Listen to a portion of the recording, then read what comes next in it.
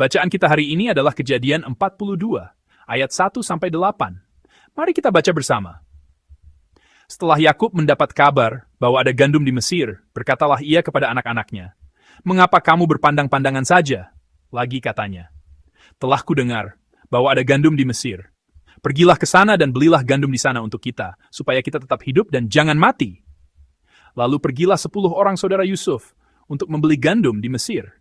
Tetapi Yakub tidak membiarkan Benyamin, adik Yusuf, pergi bersama-sama dengan saudara-saudaranya.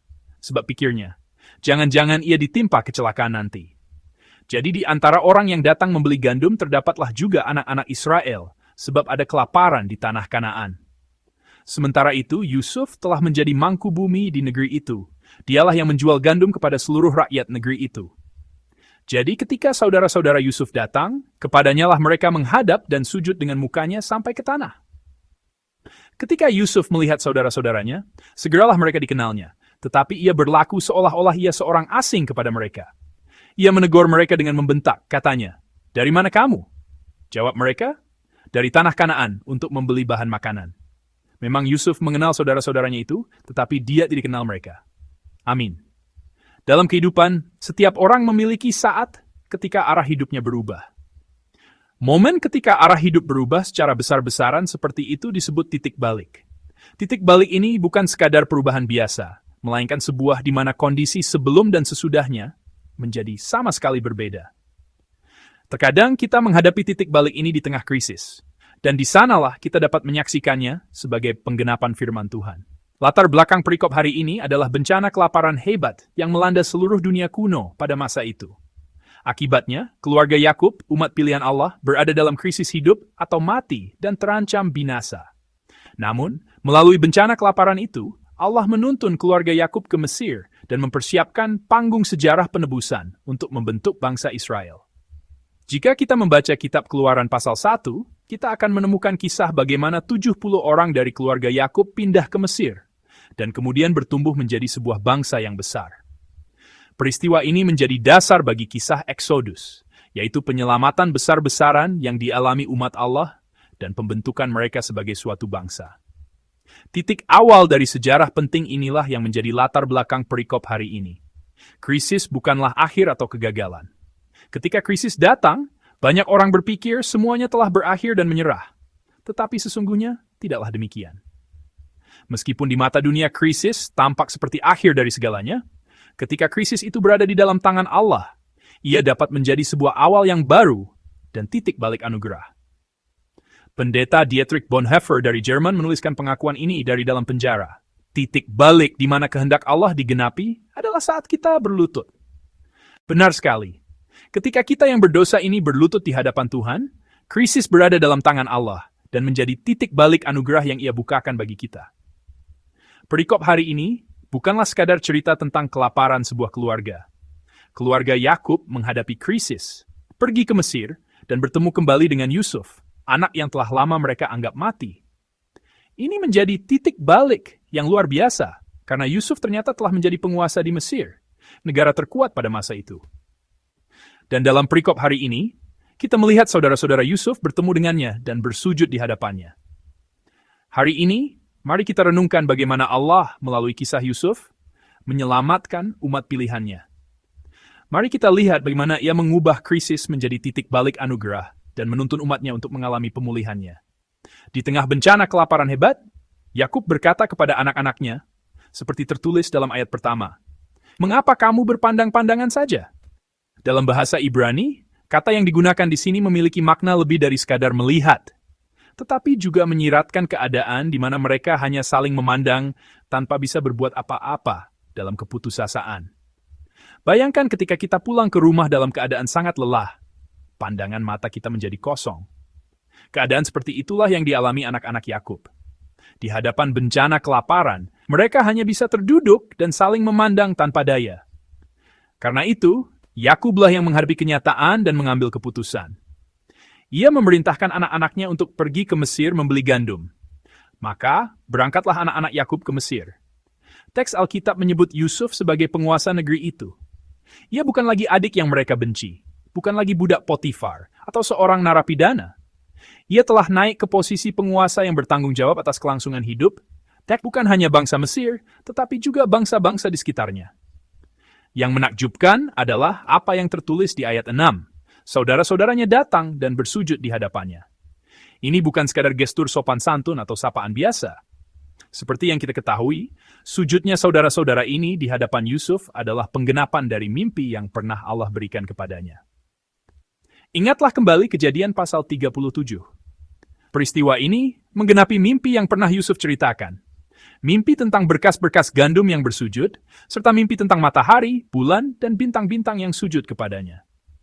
Santo Agustinus pernah berkata, janji Allah mungkin tertunda, tetapi tidak pernah dibatalkan. Kisah Yusuf adalah bukti nyata dari perkataan ini. Ketika Yusuf menceritakan mimpinya di masa muda, ia justru dibenci, dilemparkan ke dalam sumur, dijual sebagai budak, dan dipenjara. Melihat semua penderitaannya, seolah-olah mimpi dari Allah itu telah gagal. Namun, perikop hari ini menunjukkan bahwa janji Allah tidak pernah gagal. Penggenapan janji Tuhan mungkin datang lebih lambat dari yang kita harapkan. Namun, waktunya pasti akan tiba, dan pada saat itulah terjadi titik balik yang menentukan dalam hidup kita. Mimpi Yusuf menjadi kenyataan karena Allah lah yang menggenapinya. Oleh karena itu, perikop hari ini adalah titik balik anugerah dalam kisah Yusuf. Sebuah momen krusial dalam sejarah penebusan, di mana umat Allah diselamatkan dan dipelihara. Perikop ini juga menggambarkan pertemuan Yusuf dengan saudara-saudaranya. Ayat 7 menyatakan, Yusuf mengenali saudara-saudaranya, tetapi mereka tidak mengenali dia. Menariknya, kata mengenali di sini adalah kata kerja yang sama dengan yang digunakan dalam Kejadian pasal 37, ketika Yakub mengenali jubah Yusuf yang berlumuran darah. Dahulu kata itu dipakai dalam sebuah penipuan, ketika Yakub mengenali jubah itu dan percaya pada kebohongan anak-anaknya bahwa Yusuf telah mati. Namun sekarang, kata yang sama digunakan dalam konteks pemulihan, perdamaian, dan sebuah titik balik yang baru. Hal ini semakin menekankan betapa pentingnya peristiwa titik balik anugerah dalam perikop hari ini. Hal lain yang perlu kita perhatikan adalah saudara-saudaranya sama sekali tidak mengenali Yusuf. Ini terjadi karena mereka tidak pernah membayangkan bahwa adik mereka yang dulu mereka jual sebagai budak, kini telah menjadi seorang penguasa di Mesir. Dengan kata lain, mereka tidak pernah percaya bahwa mimpi Yusuf akan menjadi kenyataan, atau bahwa Allah akan menggenapinya. Ketidakmampuan saudara-saudaranya untuk mengenali Yusuf menunjukkan kebutaan rohani mereka. Mereka tidak menyadari apa yang sedang Allah kerjakan. Namun, bagaimana dengan Yusuf? Ia mengenali mereka. Yusuf, yang senantiasa disertai Tuhan, memahami signifikansi dari momen titik balik anugerah yang sedang terjadi ini. Orang yang melihat situasi ini dengan kepekaan rohani adalah Yusuf. Sebagai orang yang hidup dalam pimpinan Tuhan, ia menyadari pentingnya momen titik balik anugerah ini. Ada satu alasan penting lainnya yang diungkapkan Alkitab, meskipun tidak ada dalam perikop kita hari ini. Dalam Kejadian 42 ayat 18, Yusuf berkata kepada saudara-saudaranya, sekalipun ia belum membuka identitasnya, aku ini takut akan Allah. Yusuf menjalani hidupnya dengan iman yang takut akan Tuhan. Seperti yang kita renungkan kemarin, Yusuf juga mengungkapkan makna hidup dan pengakuan imannya melalui nama kedua putranya. Ia menafsirkan masa lalunya yang sulit dan penuh penderitaan melalui kacamata iman dan anugerah. Ia berkata, Allah telah membuatku melupakan semua kesusahanku. Itulah Manasya. Dan Allah telah membuatku menghasilkan buah di negeri penderitaanku. Itulah Efraim. Melalui nama anak-anaknya, ia menyatakan imannya kepada Allah. Bagaimana Yusuf bisa melakukan ini? Karena ia adalah orang yang takut akan Tuhan. Oleh karena itu, dengan kepekaan rohani yang dimilikinya, Yusuf dapat menyadari bahwa saat itu adalah sebuah titik balik anugerah yang luar biasa. Titik balik sejati dalam hidup tidak dimulai dari kekuatan atau hikmat manusia, melainkan dari rasa takut akan Tuhan. Ada sebuah ungkapan yang berkata, saat kita mencari Tuhan, kita menyadari bahwa Tuhan telah lebih dulu mencari kita. Kita mungkin datang ke hadapannya dengan membawa banyak masalah. Kita berseru kepada Tuhan. Apakah ia tidak tahu? Tentu saja ia tahu segalanya. Ia telah menunggu kita untuk datang, berlutut, dan memohon kepadanya. Mungkin selama ini, Tuhan telah terus berbicara. Mungkin ia telah terus menolong. Namun jika rasa takut akan Tuhan di hati kita memudar, jika kepekaan rohani kita akan penyertaannya menjadi tumpul, maka kita tidak akan dapat mendengar suaranya dan menyadari pertolongannya. Sama seperti yang dialami saudara-saudara Yusuf. Saudara-saudara yang terkasih, keluarga Yakub menghadapi krisis hidup dan mati akibat bencana kelaparan. Namun, krisis itu justru menjadi titik balik anugerah yang membawa kehidupan. Di pusat dari semua ini, ada Yusuf, seorang yang takut akan Tuhan dan senantiasa berhasil dalam segala hal karena Allah menyertainya. Lebih penting lagi, kisah Yusuf adalah gambaran awal dari Tuhan Yesus Kristus. Yusuf ditolak dan dijual oleh saudara-saudaranya, tetapi melalui pemeliharaan Allah, ia menjadi penyelamat bagi banyak bangsa dari bencana kelaparan. Demikian pula Yesus Kristus, ia datang ke dunia ini, ditolak oleh umatnya dan mati disalibkan. Tetapi melalui kebangkitannya, ia menjadi juru selamat sejati bagi seluruh umat manusia. Yusuf adalah bayang-bayang Kristus dalam kitab Kejadian. Saudara-saudaranya bersujud di hadapan Yusuf, meskipun mereka tidak menyadarinya. Artinya, bahkan ketika kita tidak sepenuhnya mengerti, saat kita datang dan bersujud di hadapan Yesus, momen krisis dalam hidup kita dapat diubah menjadi titik balik anugerah yang luar biasa. Seperti yang tertulis dalam Filipi pasal 2, kelak semua lutut akan bertelut di hadapan nama Yesus, baik yang di langit, di bumi, maupun yang di bawah bumi. Ketika kita melakukannya sekarang, kita akan mengalami anugerah keselamatan yang ajaib. Oleh karena itu, titik balik sejati bagi setiap manusia adalah perjumpaan pribadi dengan Yesus Kristus. Ketika kita bertemu dengannya, dosa diubah menjadi pertobatan, keputusasaan diubah menjadi harapan, dan kematian diubah menjadi kehidupan kekal. Inilah yang dialami oleh keluarga Yakub dalam skala yang lebih kecil.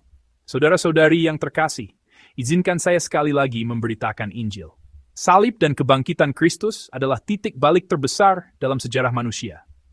Di dalam Dia, masa lalu kita yang penuh dosa diubah menjadi pengampunan.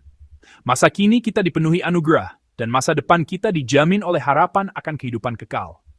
Marilah kita memandang kepada Yesus Kristus yang senantiasa memperbarui kita. Kiranya kita semua boleh nilai dan menikmati titik balik anugerah yang bagi kita hari ini. Berarti.